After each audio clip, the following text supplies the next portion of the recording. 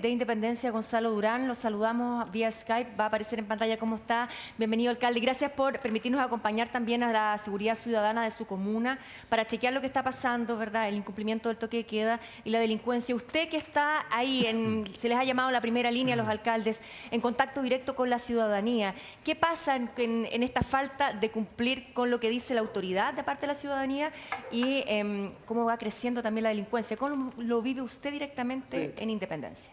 Bueno, buenos días a todo el panel.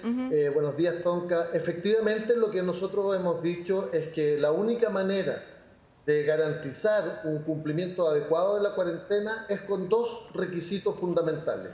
Uno, una importante, significativa y organizada fiscalización con participación de las policías, y la otra, ayuda social de emergencia.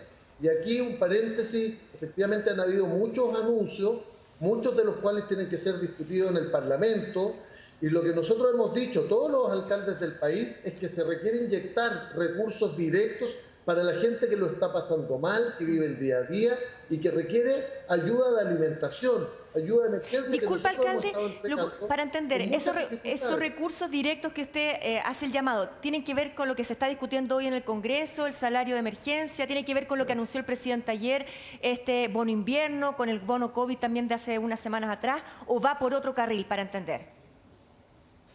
Lo que yo estoy diciendo es otro carril, mucho más directo, de mucho menor escala, pero que es urgente. O sea que yo creo que es algo de estos días, que es ayuda para entregar mercadería, alimentos a las personas más vulnerables, a los que viven al día a día, a los que, para decirlo en buen chileno, no tienen cómo parar la olla, y que esa gente se ve instada a salir, incluso bajo cuarentena, a tratar de vender, a tratar de generarse alguna actividad, y esa gente requiere ayuda de emergencia. Y ahí el gobierno no nos ha contribuido en circunstancias que los municipios hemos hecho el esfuerzo, pero con una crisis financiera para los municipios también muy grave, que podemos conversarlo en algún momento más. Entonces, hemos dicho, ayuda social de emergencia y fiscalización efectiva, con las fuerzas policiales, con unidades militares, especialmente en el horario toque de queda. ¿Ustedes no están siendo los socios estratégicos que se ha señalado, verdad, que son? Yo creo que todos hacemos un esfuerzo, quiero ponerlo en positivo, pero la verdad es que a veces da la impresión de que persiste esta idea de no involucrar adecuadamente a los alcaldes. Nosotros, cuando ya estamos hablando que estamos a estas alturas de la crisis, sí, quisiera preguntarle justamente si alcance a Marcela Cubillos, ¿cuándo vamos a subsanar esta torpe relación con justamente quienes son los socios estratégicos, término que ha acuñado el propio gobierno?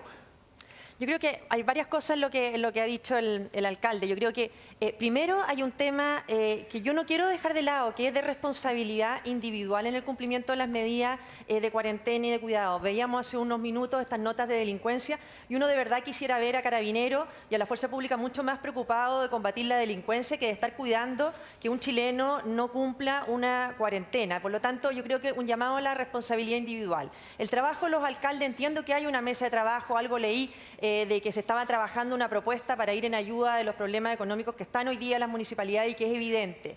Pero también yo creo que aquí es fundamental tener coherencia en dos discursos. Yo creo que tanto el gobierno como la oposición.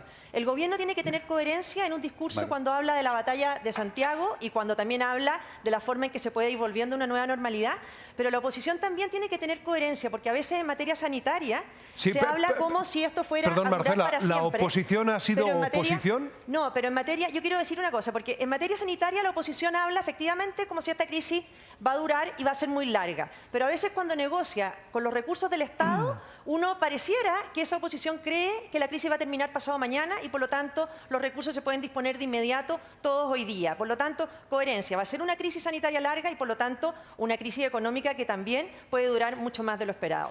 A propósito, para el exministro de Hacienda, lo hemos preguntado varias veces, ¿se pueden hacer más esfuerzos? Han dicho que no, el presidente ha dicho que no, que los que dicen que sí están hablando desde la galería, lo dijo el mismo ministro Briones también, pero el alcalde dice en la urgencia se necesita ayuda ahora ya. ¿Es posible ese esfuerzo, cree usted, que maneja los números y la billetera, tiene mucho más contacto y experiencia que todos los demás que podríamos aparecer como hablando desde la galería? Bueno, esto lo hemos tratado en programas pasados y me acuerdo, a propósito de lo que decía Marcela, yo mismo dije, también tenemos que ver cuántas cuotas tenemos que pagar, no solamente el valor de cada cuota. Pero sabes, Tonka, yo quisiera partir un poquitito más atrás, lo más breve posible. Sí. Que es que pienso que, desgraciadamente, este virus tiene una particularidad que no terminamos de aquilatar, que es que el enorme porcentaje de personas que son asintomáticas o con bajo nivel de síntomas, a diferencia del ébola, del SARS, de todo esto. ¿Por qué esto es importante?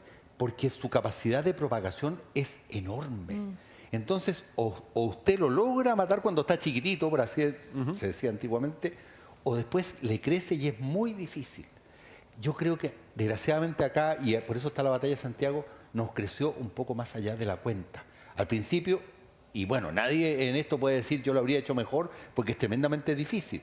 Nos enfocamos mucho en lo curativo, ¿cierto? Y sabemos el tema de los ventiladores, las camas críticas, etcétera, etcétera. Teníamos bajos fallecidos, pero comenzamos ya a hablar de la nueva normalidad, etcétera, y entre medio no teníamos controlada la pandemia. Y resulta que los contagios pasaron de ser 500 por día a ser 1.500 por día.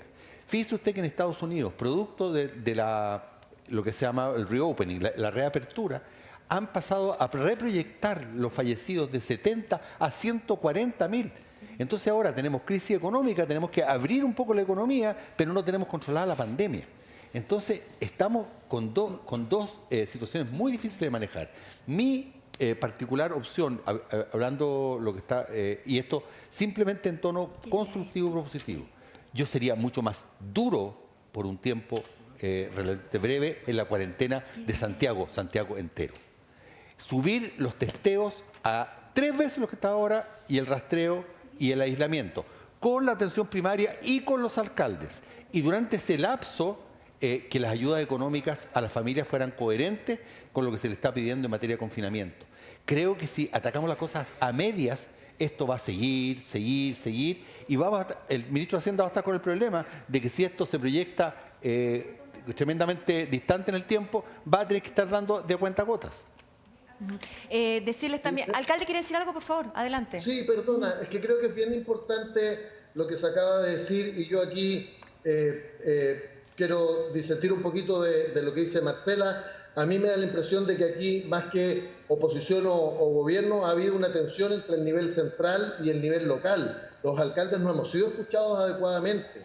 Fíjese que, a propósito de hoy día la batalla de Santiago, fuimos nosotros los que impulsamos, por ejemplo, la suspensión de clases, que hace una semana, 10 días atrás, el ministro se volvió a permitir decir que había sido un error. Yo creo que fue clave para intentar contener el contagio. Lo propio con los centros comerciales. Y hace pocos días se hablaba de nueva normalidad, de retorno seguro, se hizo un esfuerzo por abrir los malls completamente desproporcionado en el tiempo, y hoy se habla de la batalla de Santiago. ¿Qué hemos dicho los alcaldes hace rato? Efectivamente, se pudo implementar una cuarentena total en la región metropolitana por 14 días y pasar en una segunda fase a una cuarentena dinámica, de manera de generar precisamente el efecto que se está señalando ahora. Esto es contener en un primer momento a todos y acompañarlo de otras medidas sanitarias. ¿Cuánto tiempo venimos diciendo no se puede aplicar test solo a los sintomáticos? Alcalde. ¿Cuántas veces hemos dicho a los hogares de adulto mayor? Sí, si me permite, simplemente quiero recoger las palabras de que aquí no parece haber un choque ideológico, sino más bien un problema administrativo. Y resulta que el gobierno se está comprando un conflicto gratis. Sí, yo creo que aquí, cuando uno enfrenta una crisis, tiene que haber el pragmatismo de lado y lado. O sea, aquí también uno le pediría pragmatismo al gobierno respecto de, por ejemplo, lo que escuchaba el alcalde, y es una situación que está pasando hoy día en Independencia, pero sin duda se repite en muchas comunas, la necesidad de tener liquidez para poder producir una ayuda inmediata, sobre todo porque los municipios tienen ese mapa de cuáles son los hogares que peor lo pasan cuando hay problemas. Entonces, ahí hay una necesidad de pragmatismo. Pero lo mismo al revés, digamos, porque los alcaldes han tenido un rol muy importante en visibilizar la voz de las personas directamente y de la realidad. Los alcaldes son administradores de la realidad. Pero también tienen que asumir que son autoridad, tienen responsabilidad. Entonces, estos debates sobre si la cuarentena total o la cuarentena dinámica o mirar hacia atrás... Pero el argumento está que la autoridad claro, no... Yo creo que eso ya está superado por la propia realidad, no tiene mucho sentido. Lo que sí tiene sentido es cómo avanzamos. Y en ese mismo sentido dice, bueno, hay distintas herramientas que están abordando este frente. Una la maneja el alcalde y la mira, ¿por qué? Porque es la herramienta que está en su arsenal.